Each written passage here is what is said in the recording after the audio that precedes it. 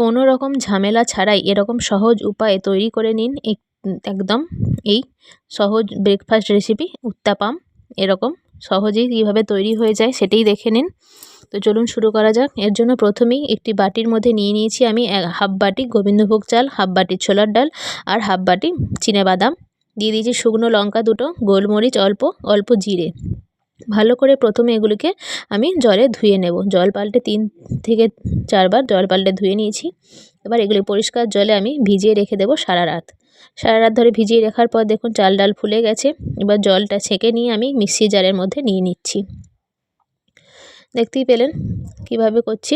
এবার অল্প জল দিয়ে আমি ভালো করে একটি পেস্ট তৈরি করে নেব, ব্যাটার তৈরি করে নেব। একদম স্মুথভাবে ব্যাটার তৈরি করতে হবে। এবার সব ব্যাটারটা নিয়ে আমি দিয়ে দেবো হিং আর স্বাদ মতো নুন। ভালো করে দিয়ে ফেটিয়ে নিতে হবে ব্যাটারটা। মিনিমাম 5 মিনিট ধরে ভালো করে ফেটাবেন, তাহলেই ব্যাটারটা একটু ফুলে উঠবে।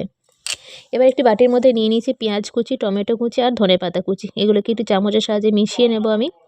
এবার একটি ননস্টিক প্যানের মধ্যে একটু জল দিয়ে ভালো করে একটি কাপড়ের সাহায্যে মুছে নিয়ে 3 হাতা ব্যাটার আমি এখানে দিয়ে একটু ছাড়িয়ে নেব। ঠিক উত্তাপামের আকারে গড়ে নেব। উপরটা একটু এরকম জালিদার মতো আসলে বা একটু শুকনো শুকনো হলে আমি ওপর থেকে এই মিশ্রণটা যে পেঁয়াজ টমেটো ধনেপাতা যে মিশ্রণটা করলাম সেটা দেবো আর একটু ম্যাগি মশলা দেবো।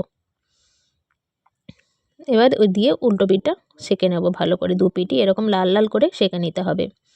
দেখতেই পাচ্ছেন কত সহজেই তৈরি হয়ে যাচ্ছে। আমি আবারও একটা তৈরি করে দেখাচ্ছি। এরকম 3 হাতা ব্যাটার দিয়ে ভালো করে চাড়িয়ে নিয়ে উপর থেকে যে সবজিটা আমরা তৈরি করলাম পেঁয়াজ টমেটো সেটা দিয়ে দেব আর একটু ম্যাগি মশলা দিয়ে দেব। এরকম ম্যাগি মশলাটা কিন্তু অবশ্যই দেবেন, খেতে কিন্তু ভালো হয়। এভাবে করে দেখবেন আপনারা উত্তাপাম খুব কম সময়ে সহজেই কিন্তু তৈরি হয়ে যায়। সকালের একটা ব্রেকফাস্ট দারুণ রেসিপি। টমেটো কেচাপের সাহায্যে আমি সার্ভ করেছিলাম। টমেটো কেচাপের সাথে খেতে কিন্তু এটা দারুণ লাগে। আপনারা চাইলে অবশ্যই একটু বানিয়ে নিতে পারেন। আজকে আমার রেসিপি কেমন লাগলো অবশ্যই সেটা কিন্তু কমেন্ট করে জানাবেন।